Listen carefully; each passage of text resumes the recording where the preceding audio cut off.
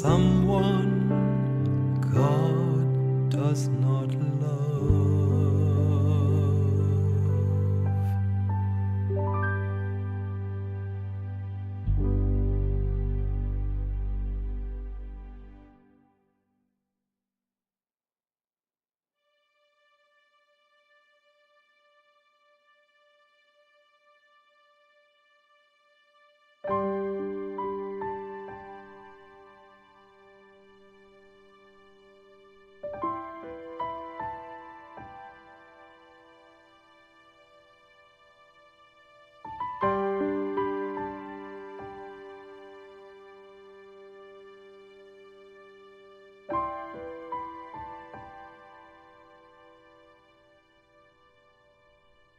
You will never look into the eyes of someone God does not love.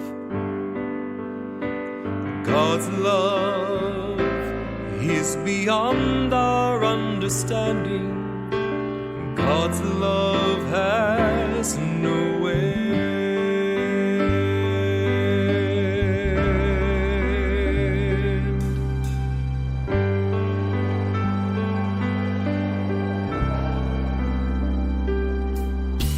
This is the love that is patient. This is the love that is kind. This is the love that cares for another. A love that lasts beyond time.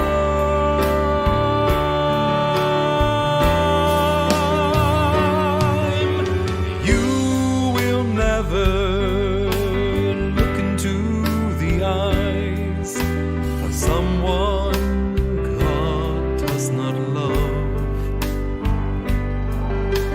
God's love is beyond our understanding. God's love has no end.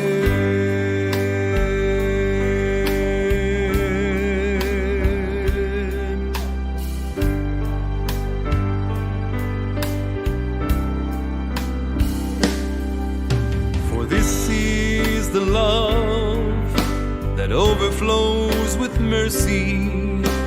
This is the love that can't wait to forgive. This is the love that seeks the good of the other, like the one who dies so another may live.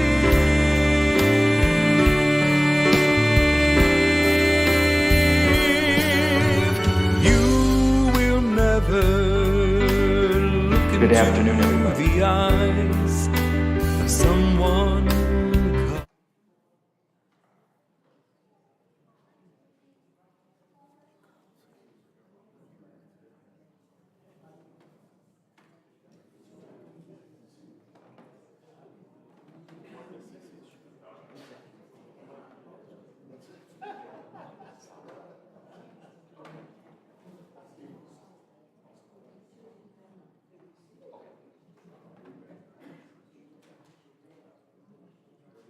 So we welcome you to our first attempt at trying to piece together a very multifaceted, highly pieced component story of the beginning of All Saints.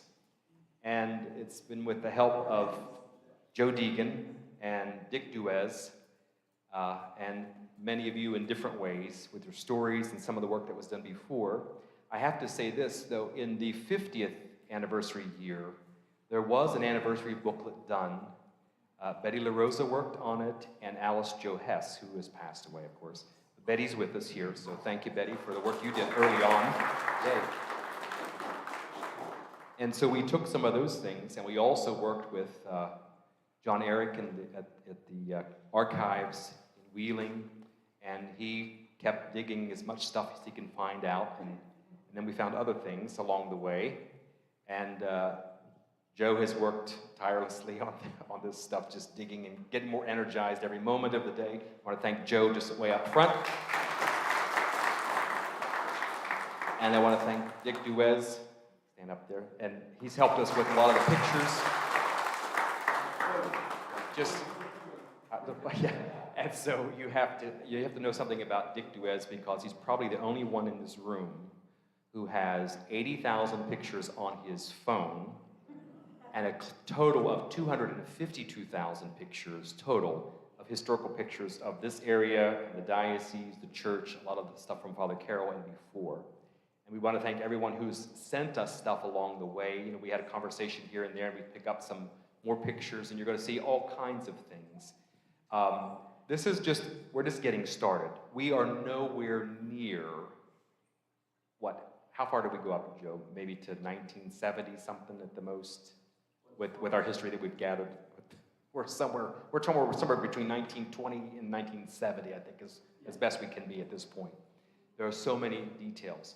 We're not sure where we're going at this moment with this. We've talked about perhaps maybe creating a book or creating a documentary or both, but something has to be done with all of this history that we've found and we have, because I think it's important. Obviously, you're interested in it, we're interested in it, and I think we need to continue to tell the story. That makes All Saints richer and richer in faith, too.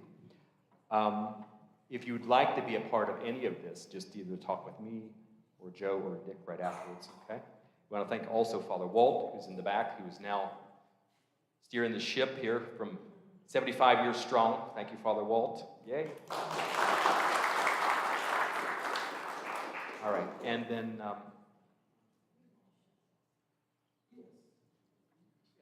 and I think we have some of Father Carroll's family here.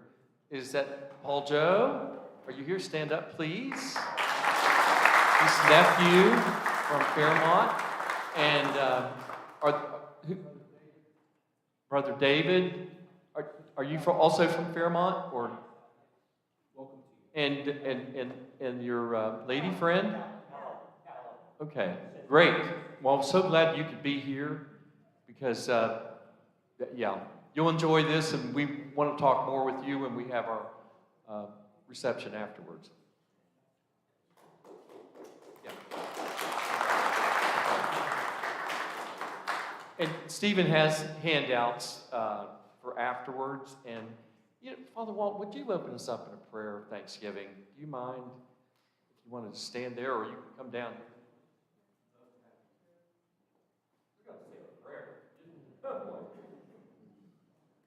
Something like that.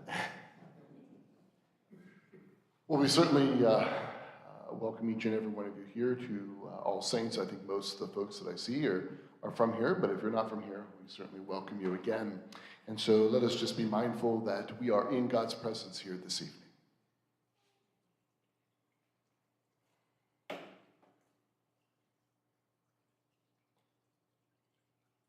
And Father God, we just praise and we thank you for this day. We thank you, Lord, that we can gather here this evening in your peace and to unfold the history that is ours, that is us, the people of God here at All Saints in this surrounding area. Lord God, we just ask for your blessing to be upon us. Send your Holy Spirit to direct and guide all of our efforts for your honor and glory. And we give you thanks, Lord, for 75 years of the proclamation of the good news of salvation in good times and in bad, and in all the in-between. And we just give you thanks, Lord, and we just ask for your blessing upon us. May your peace reign in our hearts and our minds and our spirits. And in Jesus' name we pray. Amen. just one other note. This is, we're broadcasting live on All Saints Bridgeport, West Virginia YouTube, and the link is also on the Facebook page. In case you want to go back and re-listen to this, or send this to someone, you can send them the link. So this will be, we'll leave it there permanently, okay? All right, now back to Joe. Yeah, I'll stand for it. No, this is good. This is good. Yeah. And so you're going to do the slide thing. Okay. So, well, welcome everybody. Thank you so much for coming today, and we're so glad to be here. I want to introduce my sister Mary Jo, who's here from South Carolina. She's with us. Husband John from South Carolina. you've already met my toady, Dick Duez, so it was like, there you go. So we've had a lot of fun with this, but it's been very, very interesting, I'll tell you. So it couldn't start without Father Carroll. And so we got these pictures from the archives in Wheeling when he was a seminarian. We have more of those, and there's some of them running in the other room afterwards. But look at him, was such a young man. His parents, his father was a doctor in Wheeling.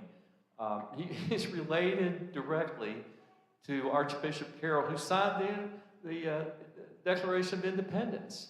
I don't know whether it was his sister Sally. Somebody might correct me in here, but that was a famous golfer in West Virginia.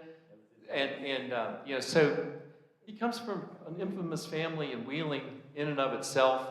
And there were stories that Benny Pitaro told us about how he took some of the boys up to Wheeling to play sports against the orphanage in Wheeling. And then Father Carroll took him to his parents' house for a spread back, you know, in the 30s. So just amazing stories that we've been hearing. And so it is about All Saints, but it's broader than just the All Saints Parish. The roots of all this really stem from our St. Francis Borgia, Galloway, was it Little Flower in Galloway? Is that the name of the parish in Galloway? And then St. Joseph Wendell. You know, so Galloway and Wendell and St. Francis Borgia came along at about the same years. 1924 was when St. Francis Borgia started. So really, the history is coming up on 100 years for this parish. And so we felt like once we discovered that this is just the beginning of another dialogue and of interest in the next year and a half that could culminate with we don't know what, but we could do some other things. And actually, school started in 1934 at St. Francis Borgia, so that's coming up 90 years in a year and a half. So we've got things that we can do. So let's go ahead to, next slide, please. So this is, we believe this is at St. Francis Borgia, okay? It looks like the stained glass windows in the past. So this is when he was, already here. We don't know exactly what year, or I don't right off the top of my head. We may be able to find this stuff out later. So what, the reason I want to start with him rather than start with anybody else, because that's the core of the parish. So why I'm here, even talking about this, is my parents, my mother and my dad, Joe Deegan and Mary Myers. Mother was a night duty nurse at St. Mary's Hospital in 1933, started in 1927. But she was a night duty nurse there when Father Carroll arrived as a chaplain.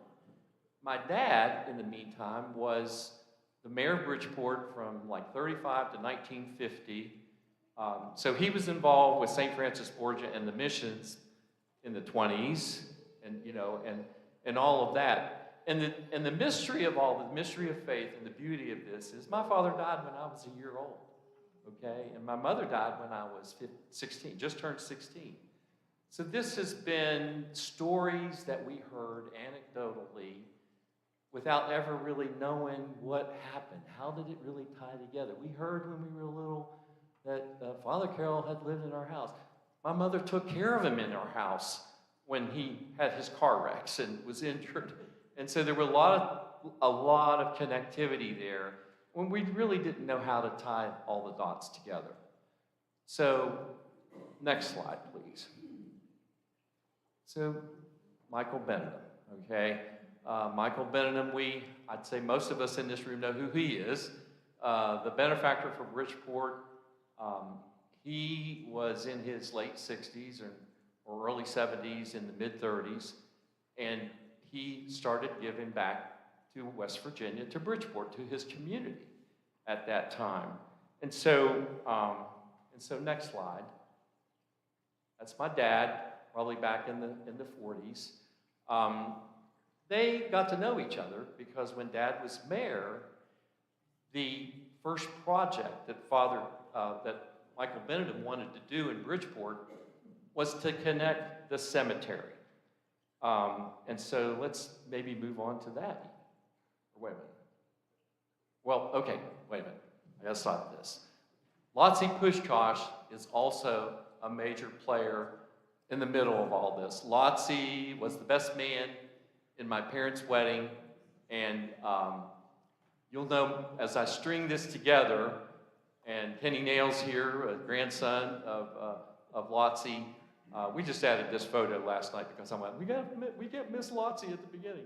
And so he was around when all this was weaving at the same time, when my dad was mayor. And, you know, back in that day, some here may remember, you know, Catholics really weren't welcome. Italians weren't welcome in the area. Bridgeport and more, wherever, you know, it was not a welcome community. We didn't have ecumenism at that stage of the game.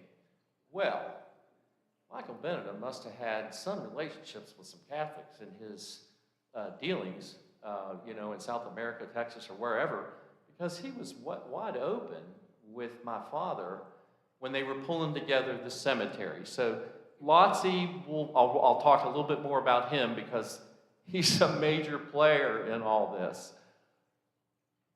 So that was the cemetery, back in 1910. There were 3 different cemeteries at that stage. Mike Benedum's father was buried there. Mike Benedum's father had been mayor of Bridgeport around the turn of the century, 1900, the 1890s and whatever, and he was quite a personality, huh? Emmanuel Benedum. He was already buried in the cemetery, so Mr. Benedum wanted to clean that place up and do something about it. So he granted money and funds for the city of Bridgeport to work on this project. So we have records of council meetings and all that. And so my dad was going over to his house over on Worthington Drive, at the corner of Philadelphia and Worthington Drive. His sister Sophie lived there. And he would come in, I don't know, on weekends or summertime or whatever. But my dad would be going over to report to him progress on these, the undertakings that were going at the cemetery. So, the next picture is, so as things moved forward with that project, at the same time, we anecdotally felt that they must have been communicating about the Catholics not having a church in Bridgeport and what was going to happen with that. Father Carroll came to meet Mr. Benedum about this same time. That's the Benedum Memorial that was dedicated in 1940 at the Bridgeport Cemetery. It's still out there now, not used, but at the time it was a big deal in 1940. This is Rachel Chapel, the Methodist Church back then, which became All Saints. So the Methodists had a presence right across the street from here back in the 30s, and Mr. Benedum obviously knew that. And so the communication started, I think, okay, what can be done to actually have a presence in Bridgeport? Go ahead and show the pictures at the cemetery. So this is in 1940. Obviously, Father Carroll, already right there, was respected and known. You know, and this was a time when Catholics weren't all that welcome. Well, he was saying prayers at that dedication with Mr. Benedum right there and Father Carroll. That is not my dad, but my dad was there as part of the ceremonies for the dedication of the Benedum Memorial. We actually even have an audio tape of his voice, and I never heard his voice, but I got the audio tape of his voice on a 78 RPM record that we still listen to every once in a while today. So the next picture, that's Mr. Benedum on the left. That is Sophie, his sister, There's my dad. This is Mr. Benedum's wife. That is Dr. Chandler. And that is Mr. Harris, who was the administrator of the cemetery back at that time. And so this weave was going on during this time, and at that point, it was already being thought that Mr. Benedum wanted to build the new Methodist church that's in Bridgeport today, the beautiful Methodist church that's in Bridgeport. Go on to the next one. So Father Carroll, I think that's a Rosary rally at Heightfield in Clarksburg back. We don't know exactly what the years are, but that's him, already a presence in the community with Catholicism. You know, another earlier story that we had heard about, and from when Father Carroll first came to town, and Kenny can help me out with this maybe, is they were burning crosses up on, was it Pico Hill? The Ku Klux Klan back then, and Mary Jo had told me this not too long ago, that Mother had told her that. Well, when I brought it up about a month ago at church here with Kenny, and he said, yeah, Lotzie used to say he went up to those people and tell them to take their hoodies off because he knew who they were. You know, do you want to make a comment about that?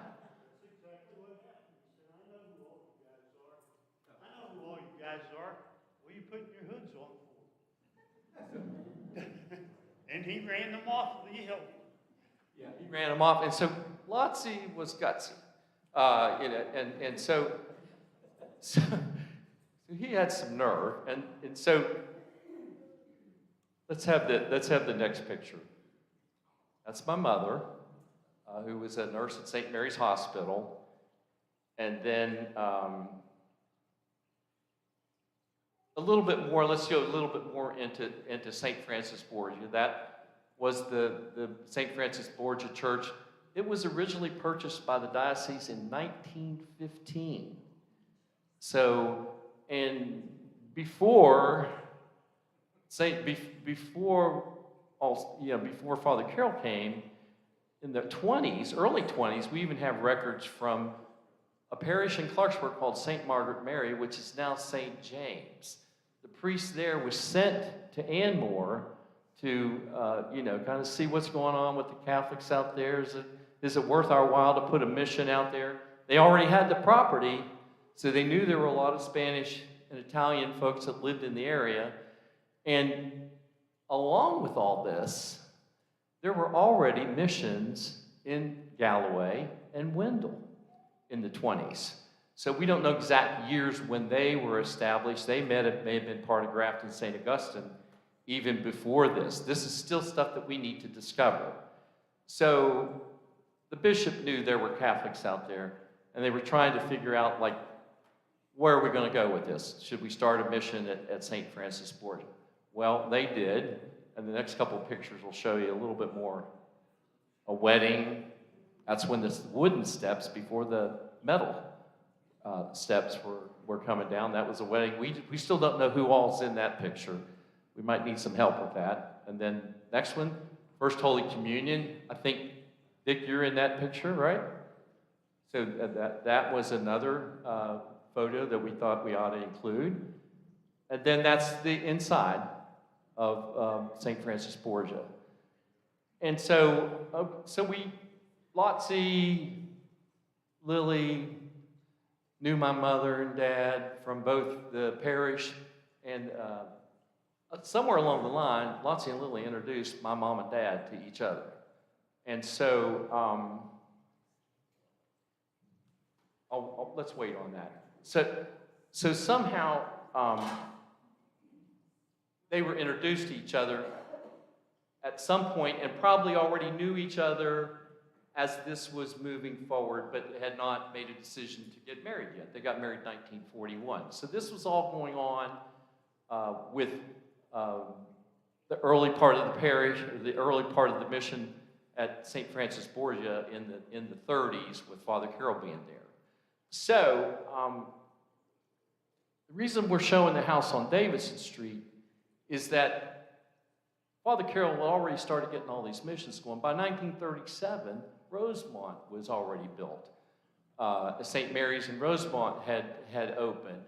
I'm not sure the exact year right off the top of my head with Sacred Heart in Brownton, but it was also being established. So the bishop knew that he was making some hay out there in the field and took the chaplaincy of St. Mary's Hospital from him and let him just go ahead and do what he was doing. They build up the missions, St. Francis Borgia moving out into Taylor County and including Bridgeport. Well, the first place that Father Carroll lived, and we heard this, we knew it, but first time I really heard it come out of somebody else's mouth was when Father Nash was here. I don't know how many years ago that was. The 60th anniversary. I stood up because, at that point, they would say, "Any newcomers in the parish here today, welcome." And I stood up and said my name, and he said, "Father Carroll lived in this man's house on Davis Street before the parish was started here."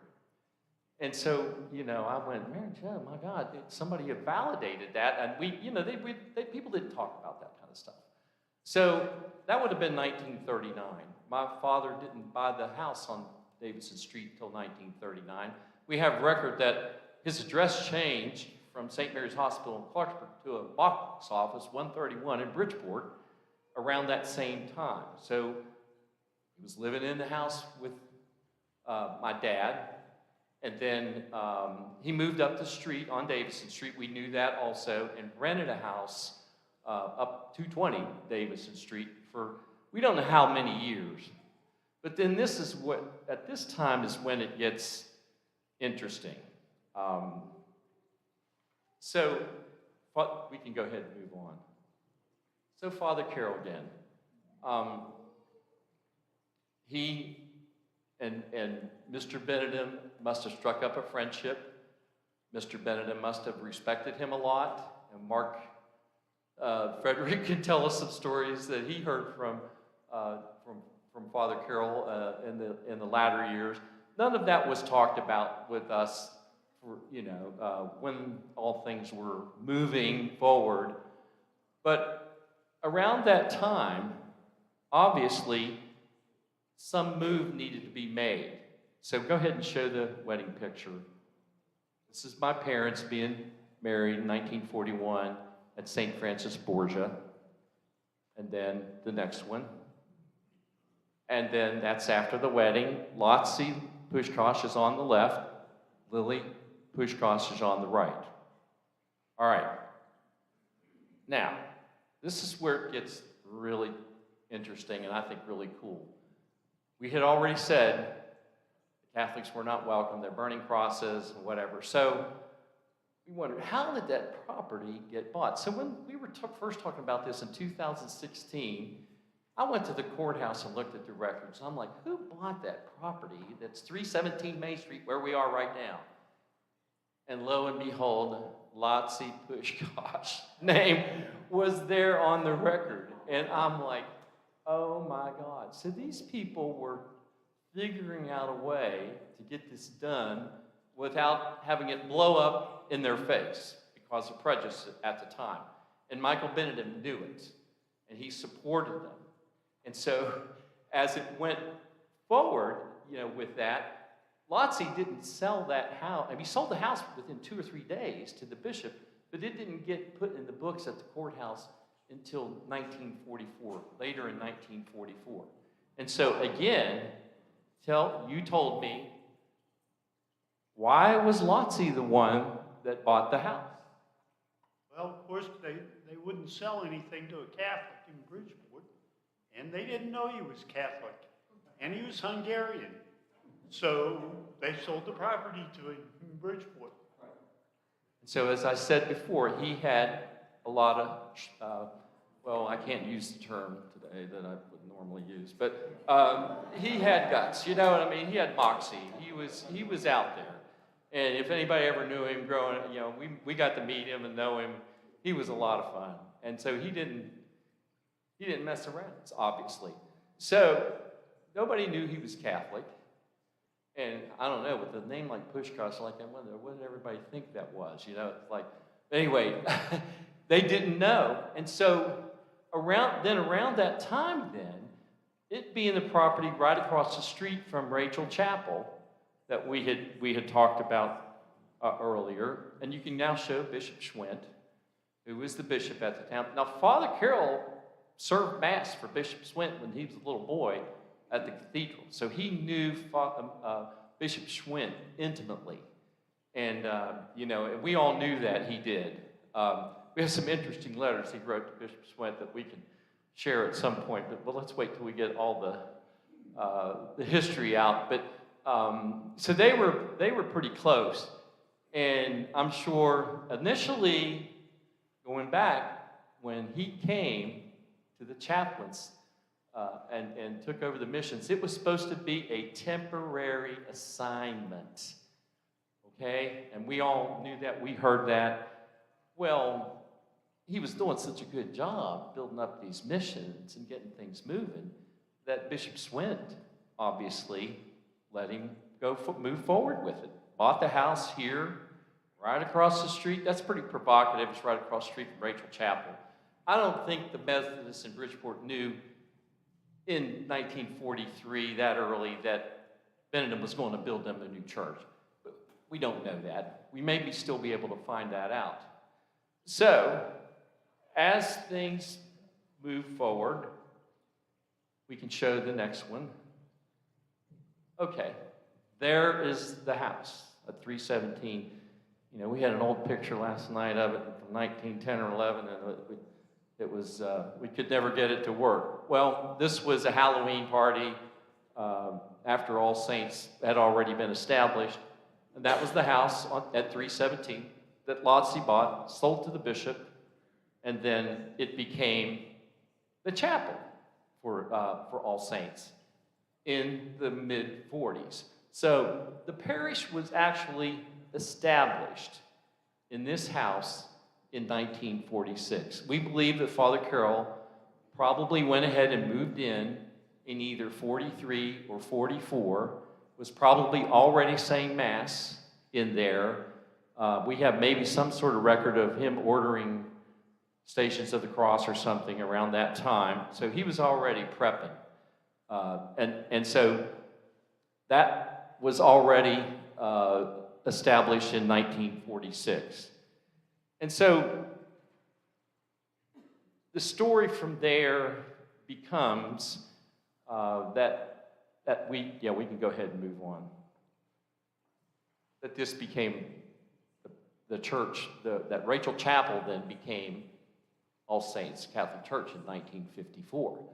So what happened between 1946 and my dad died in 1950, so we don't know when it really flew out, but we do know that Benedum already had renderings of his Methodist church in the mid-late 40s, like 48 or 49, that people were already looking at of the new beautiful Methodist church. So there was also some letters that signaled that Mr. Benedum wanted the Catholics to have Rachel Chapel. He wanted the Catholics to have first dibs on Rachel Chapel. He was just like left. I don't know whether he actually bought it for him or he assisted in the purchase. There may be some information that we'll learn today about that. But we know that basically didn't happen until after the Methodist Church was established. The new church was built and opened in 1953. Then All Saints was dedicated, and we've got some more pictures here of that dedication. Bishop McDonald was there. We got that picture over in the other room, Knights of Columbus.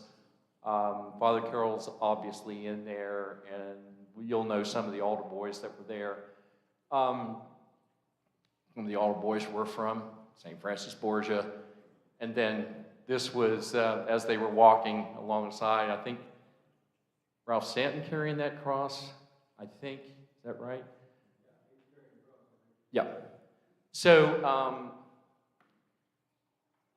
that's not the end of the story, but it is close to the end of my presentation on the story. Basically, there was a weave that was going on that had a lot of people involved with it, and we don't know really who signed the papers and when. When did Father Carroll and the bishop agree to buy the property across the street and all that? But we know, I mean, just think about it. Here it is, 317 East Main Street, and that chapel's right across the street. There was something was going on, and Lotzie buying the property, selling it to the bishop. Maybe if they would speak by the Holy Spirit today through somebody here, we might get more of the facts of the story. But I think it's close enough that we can infer that this indeed was how it happened, and how this particular parish at All Saints was established in 1954. So all the missions were all part of everything but the culmination of this parish actually being established in Bridgeport was in 1954. So what we want to do, and I'll turn it back over to Stephen, is open it up to you to share any pieces of information that you have. Within the last 2 weeks, 10 days, we've made more connection with people in the missions through Joyce Securo, Susie Mara Graver in the back, and got some church. Al Quagliotti's brought a bunch of pictures today from Rosemont.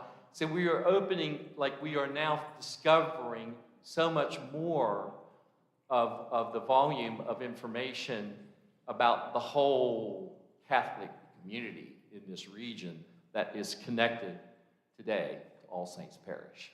So I will turn it back over to you at this point. Of course, if anybody has any questions at any time, feel free.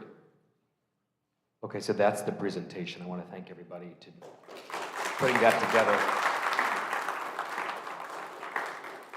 We have handouts and things to give you, but now, if anyone would like to tell a brief story or something that they know about the history or about your time with Father Carroll or time in the missions, I'm sure everybody has some kind of story. Just raise your hand and I'll come to you, and you can tell your story. Anybody? Jean LaRosa.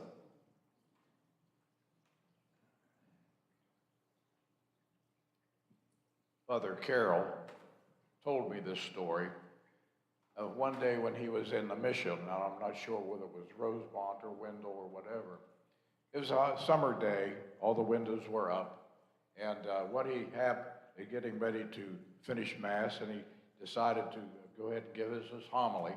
And just as he was started to give his homily, a cow came on this side, stuck his head through the window, and looked inside the church, back and forth, and then backed out again and went away.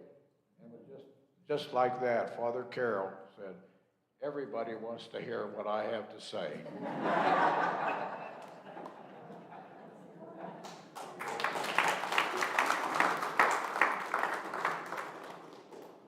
Who's next?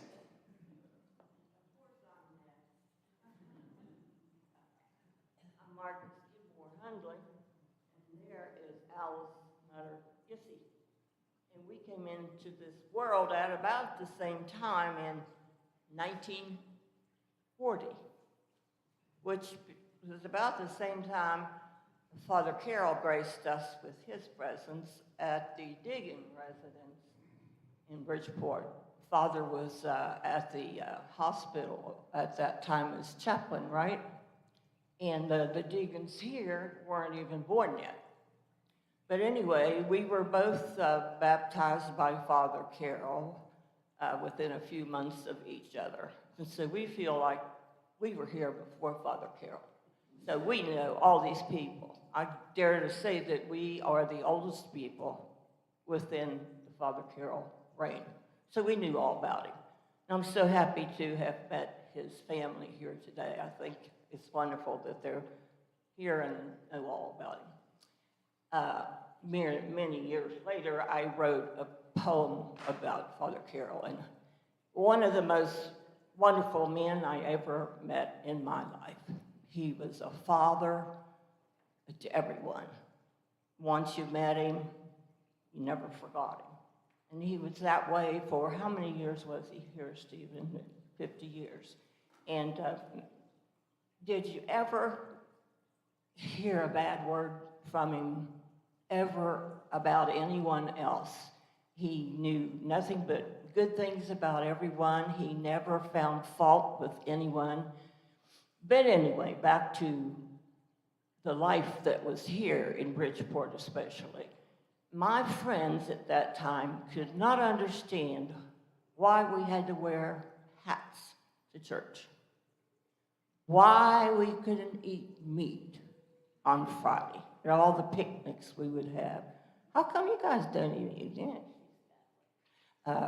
You know, it was just, and I couldn't understand that. I couldn't understand why we were made to feel so different. If you had a friend that was getting married who was Catholic, we weren't supposed to go to that wedding. If you were in a Girl Scout group and they said, we're going to visit all the different churches in the area, well, we can go if it was a Baptist church. You couldn't go if it was and Lord help you if you even thought of going to church and eating before you went. Not go to confession. You could not go to communion. And Alice and I have remarked how many times we had sweat rolling down our arms because we were going to confession. And it was Father Carroll, for heaven's sakes. 3 Our Fathers, 3 Hail Marys. Make a real good act. If you went out the night before and got drunk, 3 Our Fathers with 3 Hail Marys. Make a real good act of contrition. And then next, you know, and then Anmore, if you remember, all you had was this little cubicle, and you could hear all these older Italian women. Oh, Father Ramos said something bad about my sister Mary's meatballs. And then I shouldn't have said it, but I did say it. Oh, possibly, or whatever you said in Italian. But we could hear their confessions, and you know, and my mother said, well, when that happens, you pray.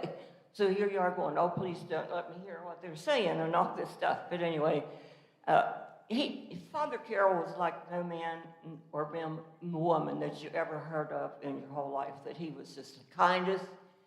And at the time my father died, whoever in this day and age would have had your chaplain or your priest or come and sit by the bed day and night, dozing off maybe from time to time, but sit there and pray for that person like he did for my father. Never leaving for any reason, and just sitting there praying and being with the family until he finally passed away. There's just a few things I remember about that man to me that he was just an angel to me. I'll never forget him. Thank you. I have a lot more to say, but we only have. And Marge's poem is on the table at the display in the social hall. She liked Father Nash, and that's a whole other story. Trust me, a whole other story. Anybody else? Betty LaRosa?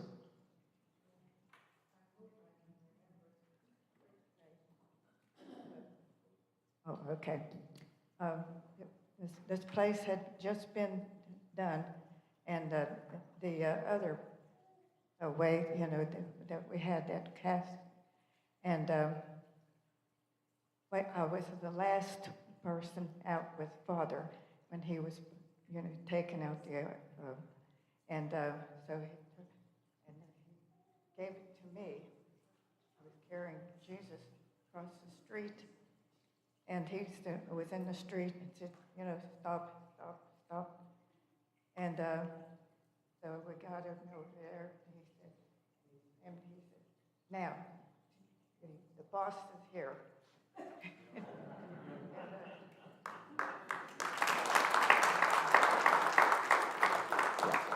She's telling the story about when we moved across the street during Holy Week in '92. And the last thing to be taken from the church was the Blessed Sacrament. And she came with Father Ken and brought the Blessed Sacrament here. And once they put the Blessed Sacrament in the tabernacle, that's when he said, boss is finally here. That was her recollection. Okay, good. I want to get up here because part of the talking had some action with it. But I remember Father Carroll doing his homilies sometimes would kind of get off track, and he'd tell some stories. And one of the stories was that he was invited when they had the first service at the new Methodist Church, and said that the three people, that was Father Carroll, there was a Jewish rabbi, and there was the Methodist minister, were sitting over here, but the pulpit where you spoke was over there. And in the middle of that stained glass window, those of you who've been in there, there was a beautiful picture of Jesus. So Father Carroll was asked to speak first. So he gets up out of his chair and he marches over. He would do this. And when he came to the picture, he stopped and genuflected and made the sign of the cross. So after we got through, he went back. Next was the Methodist minister. He gets up and he goes over. And not to be outdone, he stops and kind of goes like that, goes over and speaks. It said when it came time for the Jewish rabbi, said he got up and he never looked. So Father Carroll had a wonderful sense of humor. And you talk so eloquently about the relationship with Michael Benedum. And, you know, that had to show that there was a great friendship that was not only at the cemetery, but the new Methodist Church. And then when they had the dedication of the new swimming pool, Michael was in a wheelchair. And Father gave the blessing, and he said that his prayer was that 10,000 guardian angels hovered over that pool, and that it would always be a place of fun. And he said, Father Carroll said he felt somebody tugging at his arm, and it was Michael, wheeled his chair up there and was tugging on it and said, Father, that was beautiful. So, yeah, you know, so, but these stories were told that I remember going to Mass here as, you know, I was born here. So, and just a couple brief notes. We can't always just talk about Father Carroll, but Father Cahan came in 80.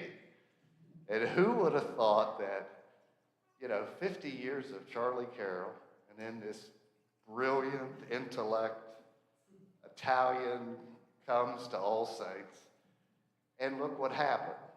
And, you know, Father was, Betty was his first secretary, and I've often asked if I could get Betty maybe a little truth serum. I bet she knows some stories, but we were, when we decided to build this church, he picked a building committee, which were 6, and I was on that committee, and we would meet, twice a week, and we would pick out the brick, the stone, and all the things in the church, and there would be things over here, and then there would be some over here, and I'd say, well, Father, what about these over here? Well, we've already decided we're not using those, but so Father always figured out a way to get his way. But, you know, I 75 years is a long time, and I just have been so blessed to be a member of this parish and the beautiful people and all the people that have been associated, and to think that in all these years we've only had 6 priests or 7. Father Carroll, Father Can, Father Harry, Father Benny, and then Father Wall. Father Chris. Well, he was really with Betty, wasn't he? Kind of associate priest. Yeah. And, but anyway, that's all I've got to say. Thank you.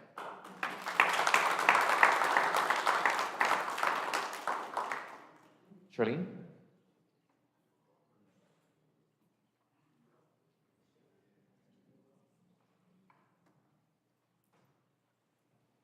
I go way back to the 50s. I remember in 1954, I was dating a Catholic Italian boy. And you know, I wasn't sure if they were going to let us into Bridgeport or not. But Father Ken at that time, or Father Carroll at that time, was living in the house across the street, which is right over in here. And so my boyfriend said we were planning to get married in 1955. And he said, well, you know, before we get married, you have to become a Catholic. And I said, well, how do I do that?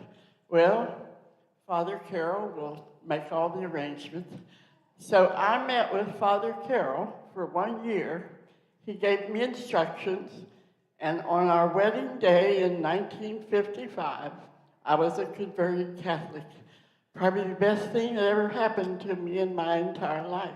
And I've been here ever since trying to serve the people. And I remember when Sam's uncle tried to buy property in Bridgeport, and he was Italian, they wouldn't sell it to him. So we decided we're going to break that. So we bought property in Bridgeport, and we've been here ever since. So I have lots of memories of Father Carroll. He was a great priest. And he instructed me well. And he said, you know, if you have children, you have to commit that they're going to become Catholics. I said, we have 5 children, put them all through Catholic school, and they're all wonderful Catholics today. So that's my story from the 50s.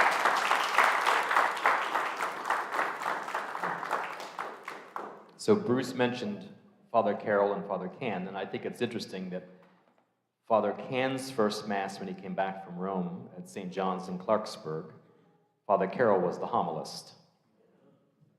And it's interesting how they both crossed paths. And I also think that later, and Joe and Dick and I have talked about this several times, I think if we ever write a book about the two, we're going to call it Two Legacies, One Church. So hopefully something will come out. Mark, Gerald, do you want to say anything? These guys were the left hand and right hand. Tell the story about when you were driving so fast and went up over that hill with the car, and what happened? Can you? Had more wrecks than I had, I'll tell you.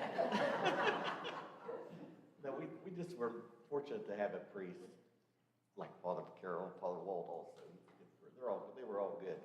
Father Carroll was amazing. I don't think there'll ever be another Father Carroll. Because, I mean, we were only here the last 25 years of his life, and he was here 50 years. And there is stories upon stories upon stories. And that cow that was in the window, that was in Wendell.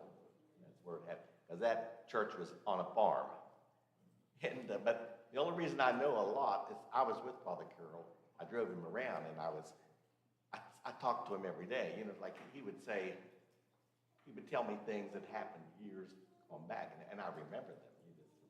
But I can just remember the stories. Like when he broke his hip, you know, we drove him around the whole time that he was down. And he never missed a Mass. You know, he missed that one weekend. We had to get visiting priest, and then he would go back out there. But he, like they said, he was a builder. And I think when he came here, it wasn't about how many churches he could build. He built 7 total. It was 3 when he came, and he added 4. But to him, it was like going through counties, because he would always talk about Harrison, Taylor, and then he landed foot in Barber County, Philippi, and that was his baby in 1967 when they took it from him.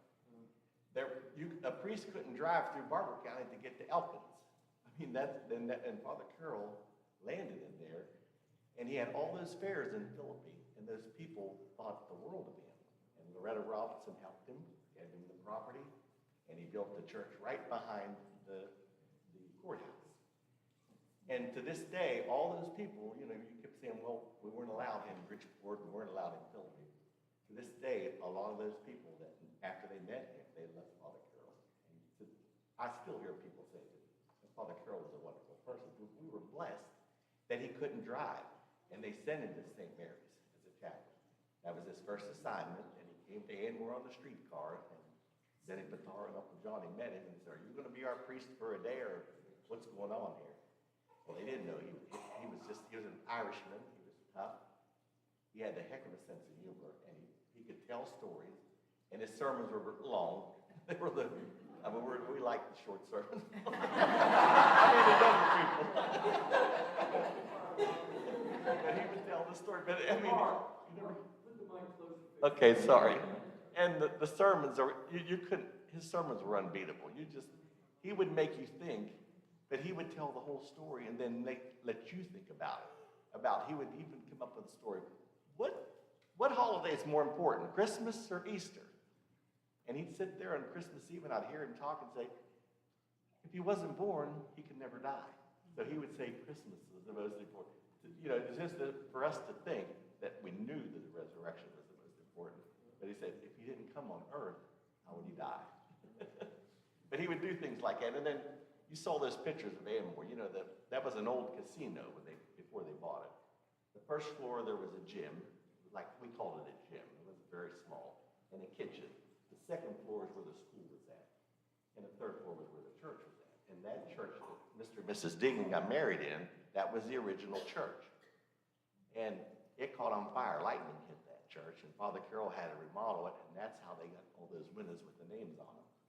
The people donated it. But it's hard to believe there was that many Catholics going to that church in Anmore, because there was only Anmore, and you either had to go Grafton and Immaculate Conception, St. Augustine's, and those were the big churches. That's where the railroad was at.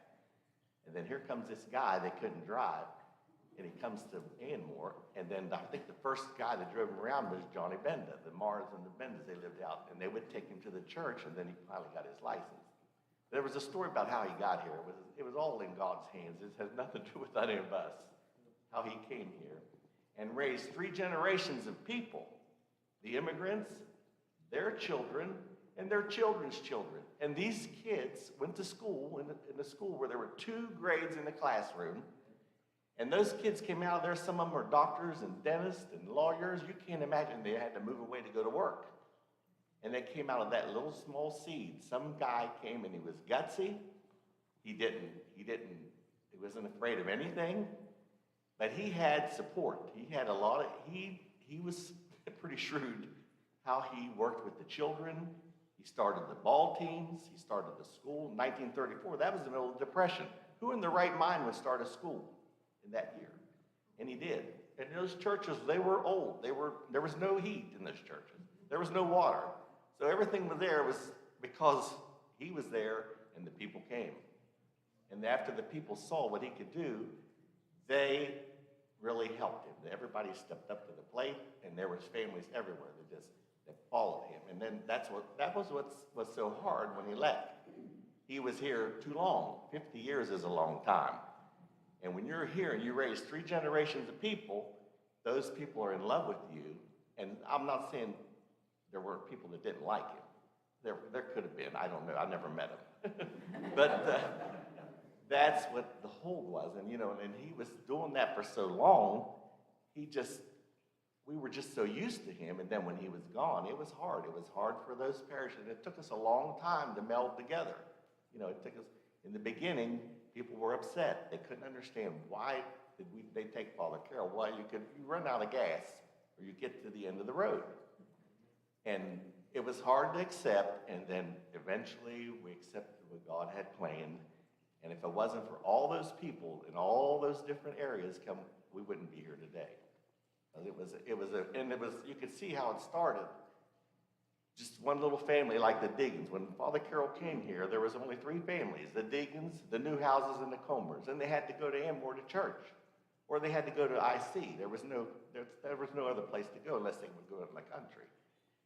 And then how it started from 3 families, boom, 10, then to 20, then to 30, then to 40, then to 60, then to 110, 100, and look at it now, how Bridgeport grew. Who would ever dream? Because when he bought here, they were talking about, he told me, he said, we did not know whether to buy on Grand Avenue. There was supposed to be a bypass through Bridgeport. They never put it.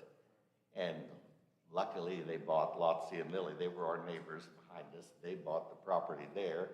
That was the rectory. Then he starts the school. Boom. As soon as 1954, he dedicates a church. And I'm trying to think about 56, he builds a school. And all of it. And then he drove the bus. There was another thing. In the meantime, he picked the kids up at Maple Lake. He picked them up at Lake Ridge. He picked them up everywhere so they could get a Catholic education. And then when as he got older, we used to ride the City Alliance bus to come over here. We had a group of kids. And then Amwoods, eventually, there was no infrastructure there. You know, it started going down, then the interstate went through, it'll come back again, but everything came this way. This is where it all started. You know, that's how we ended up here. I mean, I could tell you a million stories, but we wouldn't have enough time to do this. Oh, about the car? Yeah. We used to drive him from church. He had 5 masses. When he had 5 masses in the beginning, you were only allowed to have 3 masses a Sunday, 1 priest. So he used to get visiting priests come here. And I don't know where he got them out of. They would come in and say a couple of the masses. Well, when he broke his hip and he says, you guys are going to drive me around, I said, well, that's fine. Well, he gets comfortable after we take him to the first one. You know, the first couple masses, the people saw him and they started crying to see him in a wheelchair. So we take him to Amore, then we bring him to Bridgeport. And there's only 15 minutes in between, 30 minutes at the most. We had to get from church to church. And we used to have to he had missalettes and hymnals and flyers. We had to carry everything because he wouldn't buy stuff for one church and another church. We carried it like we were hobos. So we get from Amore to Bridgeport, we'd be okay. But when we went out in the country, we'd go to Galloway or Rosemont. He'd have 8 o'clock mass. We'd say the mass. We'd stick him in the wheelchair. We'd go down nothing was handicap accessible. It was all steps then. We carried him down, put him in the car, drive out in the country. And once he got used to us, he just kept talking. The sermons got longer. But we didn't have enough time to get back. So we were coming back from Brownton, and Gerald was with me, and we had maybe a couple other cousins, but we used to pick people up on the way and take them to church. In the car with the boxes on top of your head and the bulletins underneath of you. So we get to Brownton, and thank God when we got to those places, those people would help us. They would come out, get him in the wheelchair, we would get a break for an hour. You know, we wouldn't have to go in each mass and put him in the chair.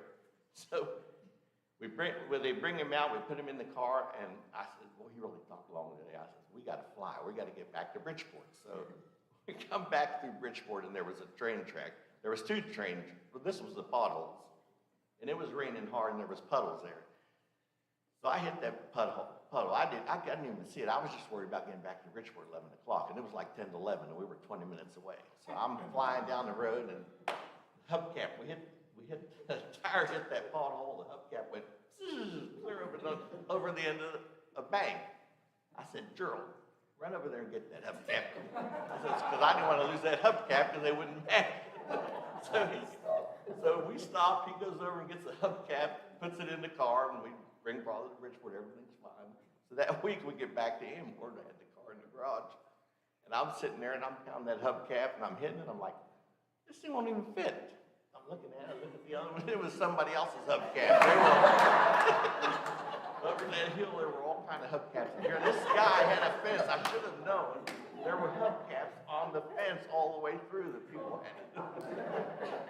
And then another time we were on our way to Rosemont, and the tracks, border crossing, whatever that was called there, Pillar Hill. I was driving down through there and flying, and I come down there and hit the train tracks, and I hit it pretty hard. Father Carroll's hand hit the top of the car. He wore a hat, and his head hit the top of the car, come down like this in front of him, and his teeth almost come out. He had false teeth.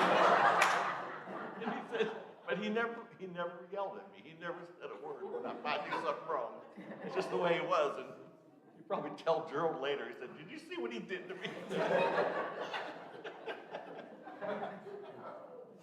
But I used to get away with murder with him. I did. I'd tell him, he'd tell me stuff, and we would kid around all the time, you know, just talking.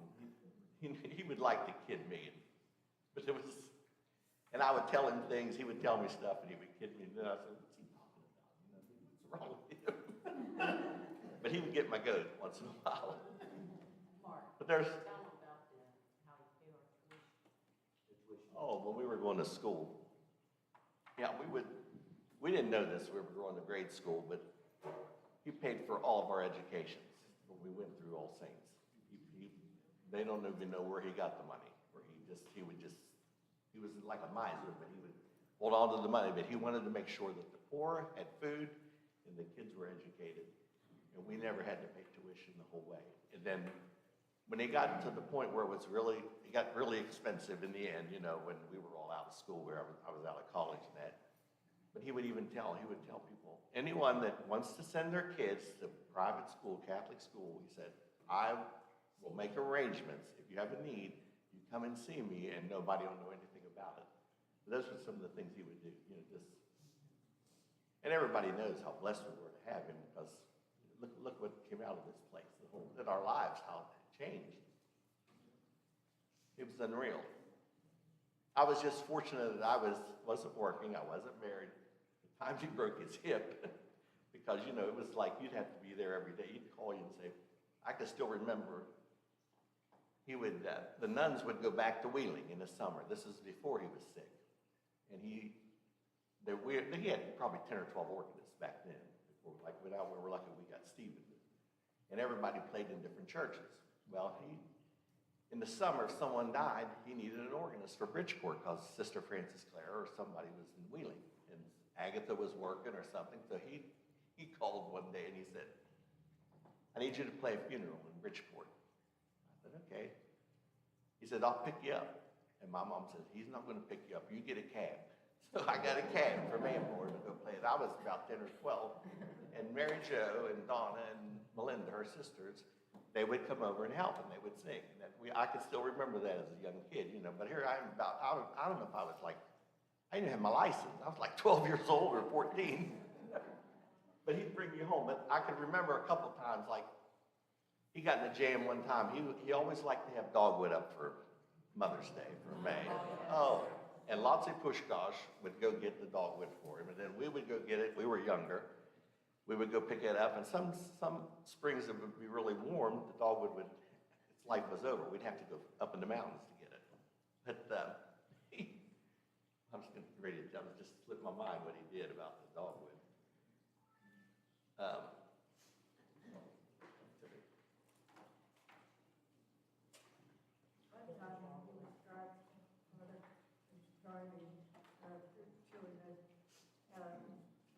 He saw this man walking. He was a black man, he was not well dressed, and father stopped and said, can I give you this? And the guy said, but I'm glad. He said, get in the car. I'll drive you where you want to go. Yeah, he did that a lot. He gave people rides from Amor to Bridgeport and out in the country. He would stop and pick people up. Yeah, and it was unreal. How did he get up and have mass and drive the kids to school? I don't know how he did it. Oh, yeah, that's what I can remember. The other stories slipped my mind, but there was so much I couldn't begin to tell you. We were blessed to see all the things that happened with him. It was unreal, and there were so many people that helped. Like Stevie's dad and Manuel Rivas. We had every generation had a set of ushers in each church, and they had a set of the Molinas. All the people, they did the cleaning, they did the work. It was back then, because things were tough then. It wasn't easy like it is now. Not as easier, but it was a different world. But I wish I could remember more. I told Stephen, I said, there's no way I can talk because I got too many memories, what we used to do.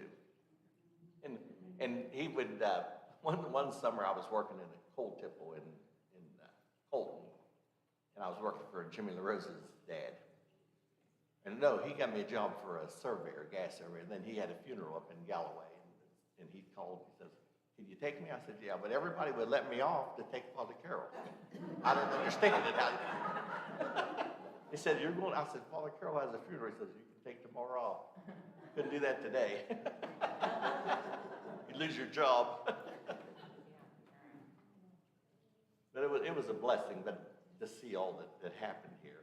And I was blessed to be, all of us, our families, all of our families, to be so close to him. But that was the hardest part when he left. And what he always worried about, he never counted the cost to himself, whatever he did. And he was always worried about the last guy at the end who was there that needed the most help. Because he would let us, when he gets sick, we would take food drive. We would take it for him. And we would take it to places. And I never knew these places existed, but they knew there was a Father Carroll they could go to and said, hey, we need food for Thanksgiving. And he would do it.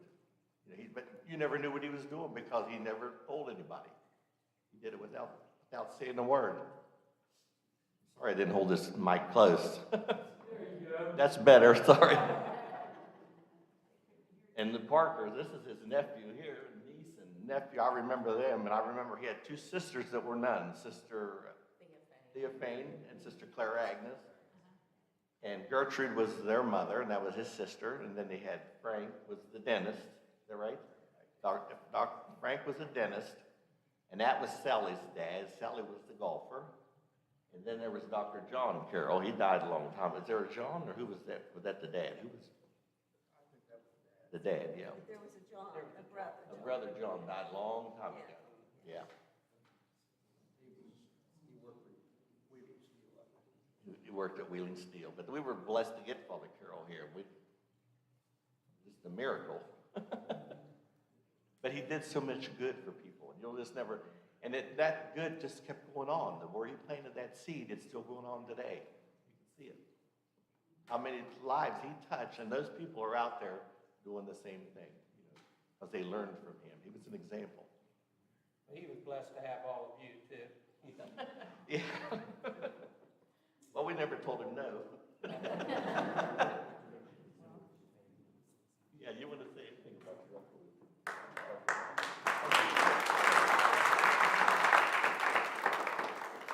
What was it like being in Father Carroll, having him a member as your family? Oh, we were blessed to have him. My father died in 55, and he took pretty good care of my mother. My mother, there were 6 of us, children. He helped the family out a lot during that time after my father died. He sent myself and my next brother, I'm the oldest, my next brother to summer camp in Huttonsville a couple of times.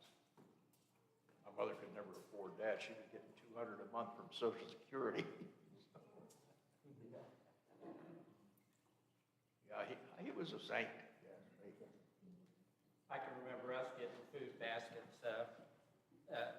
like what you were speaking of. We used to get every now and then at Thanksgiving, he'd show up with a food basket. He was something. But you all were his family, too. How many of you remember the lists that used to be at the entrances of the church that you would sign at Easter time to get the house blessed, or at this time of year to get the graves blessed in many, many, many counties? And he would go and do all those things. And if you haven't been here or haven't seen, this wing, the educational formation for faith, is dedicated to Father Carroll. It was dedicated a while back. There's a plaque out here with his picture on it and the years he served in the various parishes. You can look afterwards too. We have handouts and some history that I'll bring to the social hall. Anybody else have something? Al? Yes. Al has a special story, especially about the design of the church across the street. I'm representing Sacred Heart from Broughton, and I go back to the 50s also. But before I tell a couple things, I have to say Father was always late. And the reason he was late was nobody would let him leave after Mass. Everybody wanted to talk to Father. So he'd be out there and he's trying to inch his way out to the car because he's got to go from Broughton to Rosemont. Usually we had first, third, and fifth Sunday Masses in Broughton. Galloway had second and the fourth Mass. But now the church, my family grew up in Broughton, and we had a cousin of my mother. My mother was Ann Quagalati, and she was originally a Zakin. And John D. Zakin was a young architect from Broughton, and I think he ended up in Washington, D.C. But somehow or another, he was the architect that converted Rachel Chapel into a Catholic church. So that's our connection to the church. And if any of you ever gave Father a present, I would bet you some of you gave him red socks, because that was his favorite. He must have had 100 pair of red socks. he loved his Boston Red Sox and his baseball. And, you know, he would come out on Saturdays and bring the nuns for catechism. And then sometimes afterwards, he'd stop and teach the young boys Latin so they could become altar boys. Because back in those days, we had to say Latin before we could serve Mass. So I became an altar boy probably about First Communion, 1957. And I didn't quit becoming one of his altar boys until 1972. We'd come back from college. There were 6 sets of cassocks and surplices in the sacristy. And we would go a half hour early to make sure we got one, because we would have 6 servers at every Mass. And with all these college boys, you couldn't see Father on the altar. That's how much he was loved by the young people. And I'd like to say a little bit about Philippi. Grown up in Barber County, that was definitely anti-Catholic country. And we had a new high school in, I think it was like 1964. And one of our parishioners from Brownton, Carol Vukovich, I believe she was the senior class president. So when it came time to put the program together for graduation, she invited Father Carroll to be on the program. Well, that was heresy in Barber County, big-time Baptist country. So I came along 3 years later, and I was president of the class, and I had him do the baccalaureate, which is preach the sermon. And I got some backlash from that when that was announced. But he did a great job, and I think he converted a few people. And he did love his Bridgeport church, or his Philippi church, because he knew all the anti-Catholic sentiment in the county. So I would say Philippi probably garnered most of the converts in any of the mission churches. Would you say that out? yeah, absolutely. Yeah, I think so. Yeah, and there's still people our age, Kathy, in Philippi who just love Father Carroll. So he's the saint that I've met in my life. I think you and Patty and I Thank you, Al. are Hold on, Catherine. from the missions. Anybody else?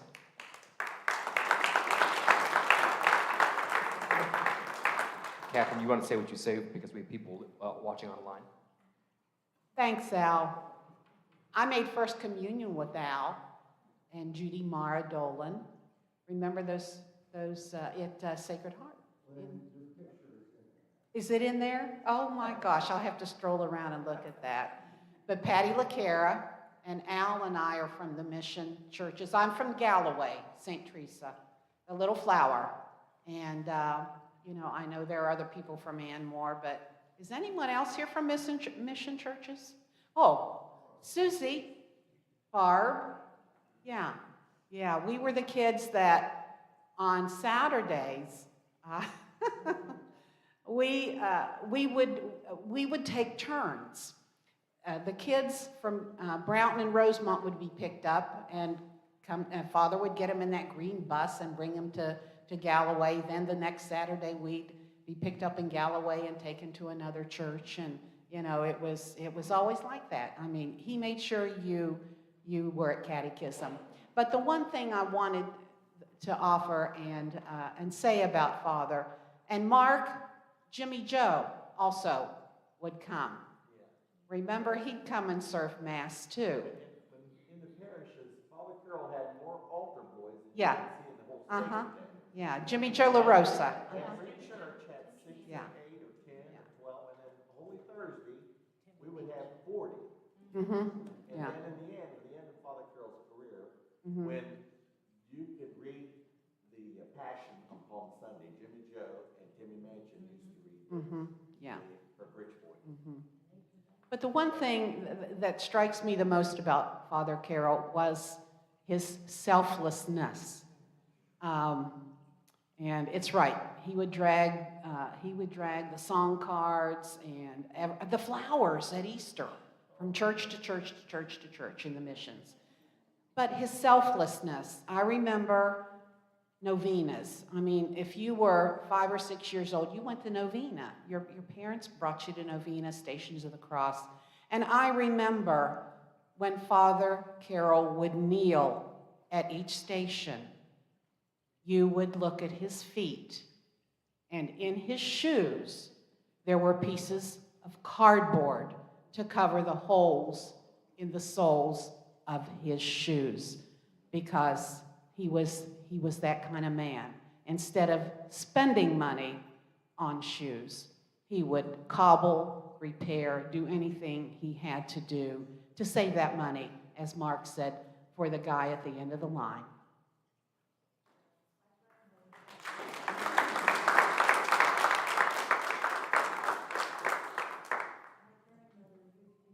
This will be pretty short. Joe's real nervous. I'm not going to say anything about you, Joe.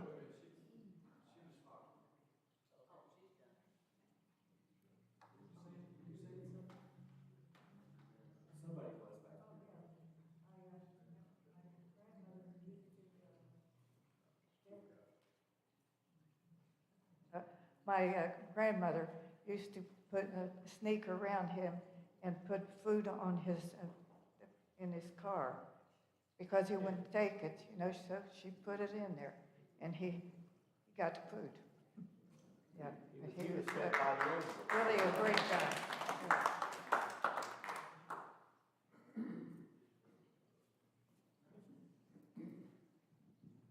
Okay, I'm John Martin and Mary Jo Deegan, husband. But before I was her husband, I was her boyfriend. And I was a student up in Morgantown. She lived down here, and I'd come down every weekend. So we did not stay in the same house. Just make that clear right away. Stayed at the neighbors. I did. Anyhow, our relationship progressed, and we got engaged and had to make arrangements for the wedding. And one of the things you had to do was we were going to have to go and get some instructions, from Father Carroll. I think it was 3 times we were supposed to go. And so I was thinking, oh boy, what's this going to be? It's going to be catechism. I was thinking, I hope he doesn't talk me out of it.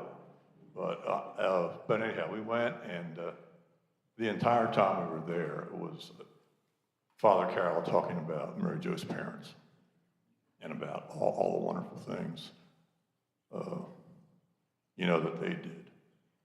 And after 2 or 3 times, I said, when we came out of there the first time, I said, Mary Jo, what's that got to do with marriage? And I don't know. But it was nice. It was kind of like, ooh, that was easy. And we came back 2 more times, and it was basically the same thing. And I thought, okay, well, I guess I got it. But anyhow, it took me some time to realize that that was a great instructions, great lessons. He didn't read us the rules. He gave us the model.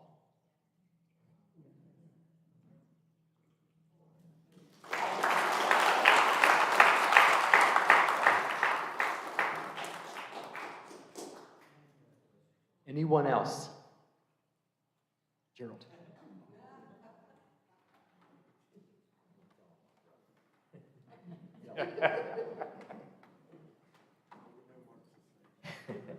I can't tell a lie because I'm in church.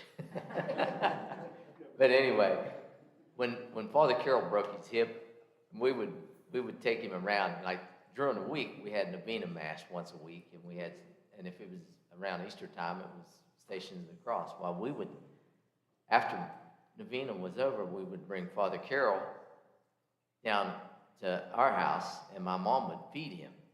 While he would sit there and he'd just keep talking and talking. And while he was talking, Mark would be sitting, across from him, and I would sit over on the side in the rocking chair. Well, his back was always to me, and he was always talking to Mark. That's why Mark knows more than I do, because I would sit there and I'd fall asleep, and that's how he remembers everything more than I did.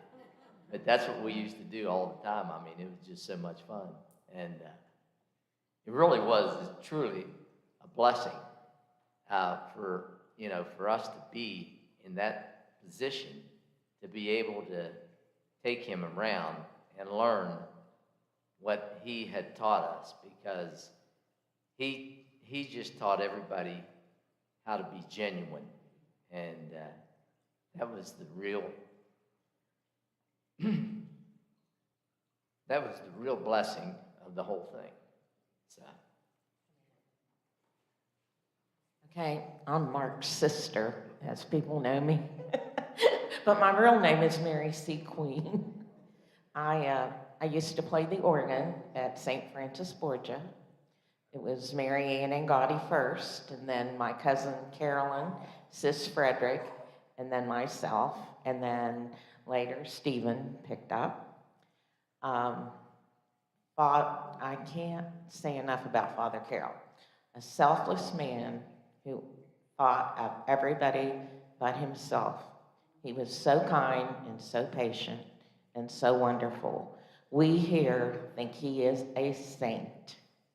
He may not be canonized as a saint, but we all know that.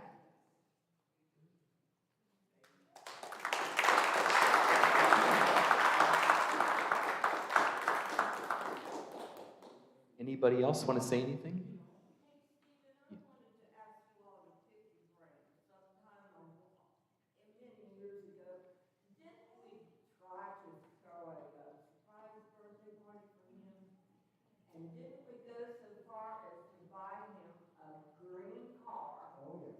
Someone bought a car once, I believe. And they brought it and he. Yes. But the car he was driving was put together with bubble gum and rubber bands. However, he got word of it. That's right. He got word of the car. Wouldn't take it. Right. Would not take the car.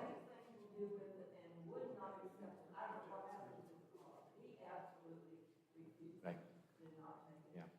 I guess they returned it to the dealer, maybe. Could be. Could be. Catherine?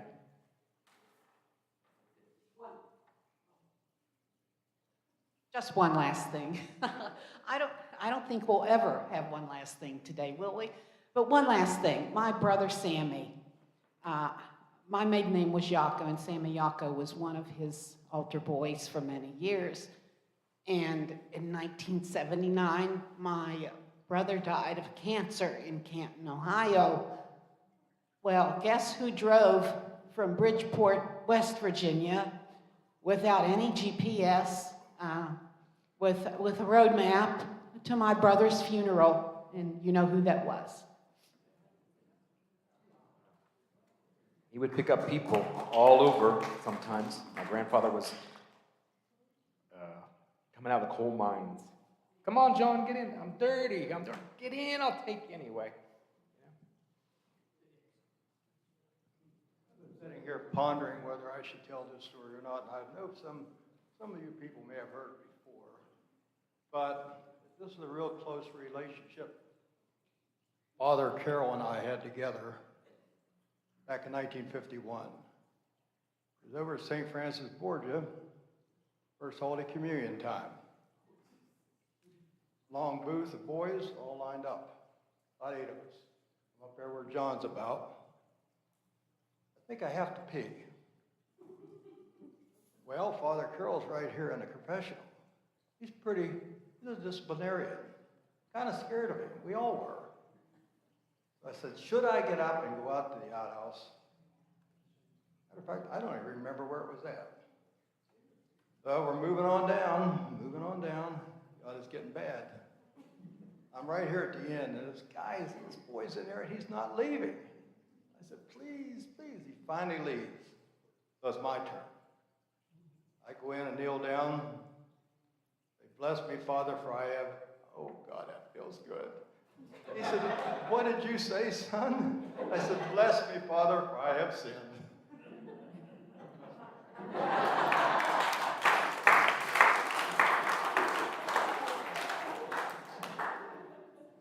That's why he's my toady.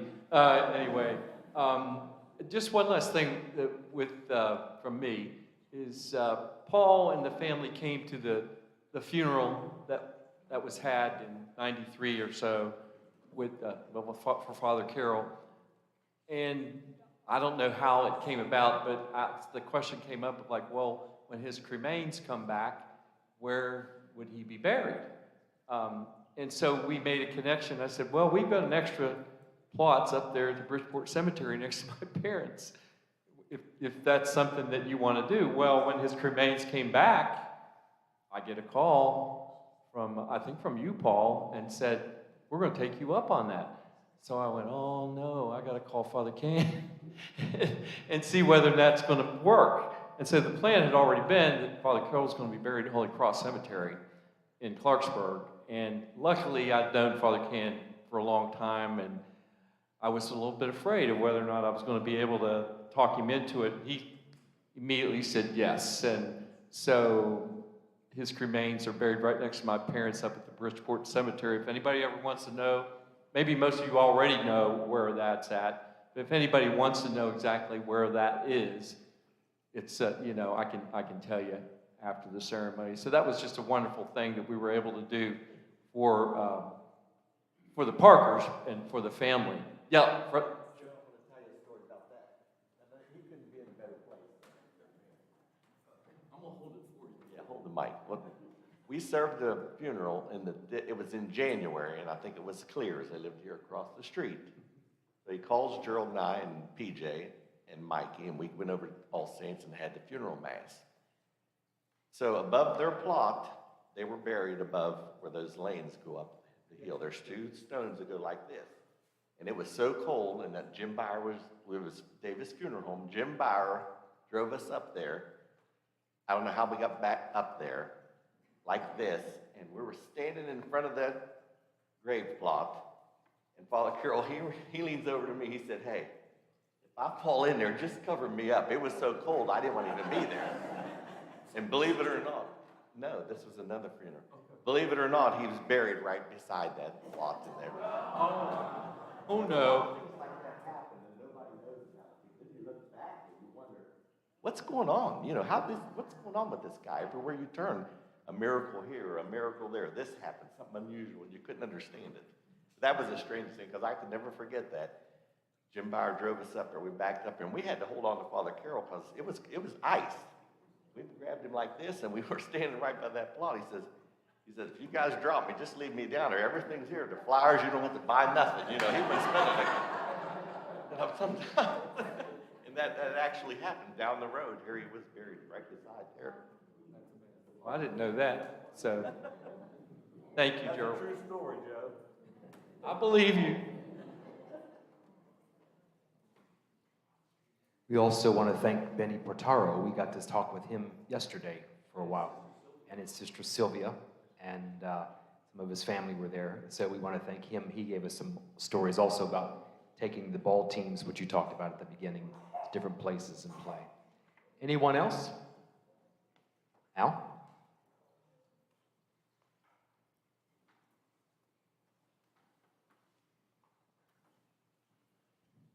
I couldn't let it end without mentioning one of our great parishioners who started out in Brownton, ended up in Bridgeport, Mrs. Marr.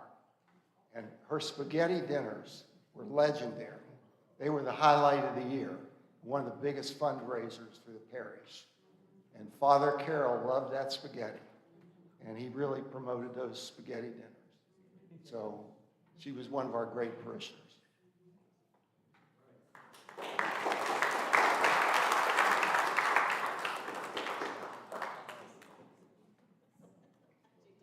Yeah. We all have the same story that when the priest came, what do we have to do? Get out of the house. We had to get out of the house. The priest is coming, get out of the house. Or under the table. They said under the table. But Father Carroll ate many of times at your grandmother's house. It was like there was always a place ready for him. And Gerald, you have one more? Gerald, you're getting good at this now, you know? Well, I got to tell you. You know, my mom, she would tell us, me and Mark, don't let Father Carroll pay for anything. Don't leave him alone or whatever, you know. So my mom gave us money. We would always get out of school to go serve a funeral like at Brownton or Rosemont or Galloway. So this one time we get out of school, and he took us, this is when Andy's Hot Dogs down by Sonny's, down across from Oliveria's. And so my mom said, now you make sure you pay for whatever he does. So he gave me money. He said, now you better bring me some change back.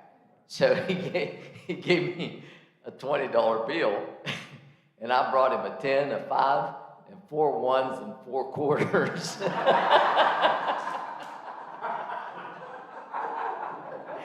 And I don't think, he never did say anything to me, but I don't even know if he even looked at the change or whatever, but I just wadded it up and I handed it to him. But my mom said, now, did he pay for that? I said, no, he didn't pay for it, Mom, I did. But that's what my mom would always do. She would never, never let him down, but it was funny. But we had a lot of fun, a lot of stories.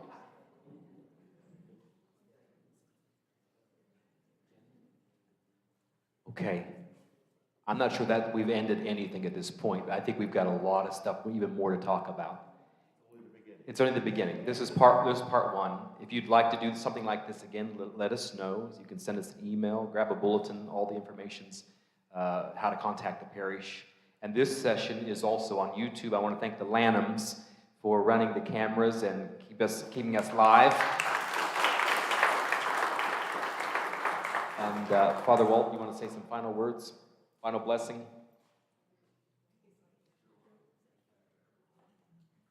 Well, we've spoken a lot here this afternoon, and as the sun begins to set, and again, I think as I sit, I'm a great listener, and story is a wonderful, wonderful way to ground us. Story grounds us, not in necessarily something, but always in someone, or plural, someones. And what a history we have. What a history we have. What story we have, each of us. And that story is within us, and it surrounds us day in and day out. And so I'm edified. I'm edified by the stories of certainly Father Carol and the stories that each of us hold within our heart. And so hopefully we'll be able to share those stories on and on. And if we have the opportunity to write that stuff down, please do it. Because once that goes, it goes. And it's in the heart of God, where ultimately all of us will be one day. But I give thanks for all of you. I give thanks for this parish community. I give thanks for all of those, really big shoes that I, have to kind of follow in. But with all of us together as church, as people of God, we can make it happen. And so let's just give thanks to God for God's many blessings tonight in story, and ultimately in the story of Jesus Christ. And there is a reception, some goodies in our social hall, and there's lots of history that is laid out there for us as well, so please take advantage of that. Stick around as long as you want. There's lots of sugar and caffeine, and I'm sure there's probably some decaf there too. But let us just give thanks to God for this night, and I thank all those who took such wonderful care to put all this down, and I would love to see all of this, and even more, in one of them little books, I don't know who writes those or how that is all put together, but I see them in the stores, and it's, some history of such and such, and it's always very attractive. So let's just give thanks to God, and may God's blessings be upon us this night, upon our families, upon those who have gone before us, and those who will come after. Father, Son, and Holy Spirit. Amen.